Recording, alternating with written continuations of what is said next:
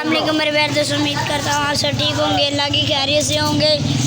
और आज जी ये देखे कोले हैं। आज हम अपने पापा की दुकान पे आए हैं। कबाब है, पर है, टिक्का है, दुमची है, ये मलाई रोटी भी है। वो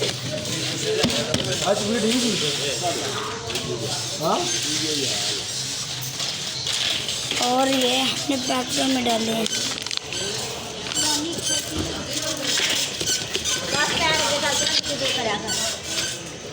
ये क्या कहते हैं, टिक्का था ये वाला। और ये फर ये कुछ हमने लिए फल वगैरह। कोले देखे जी, ये और ये देखे।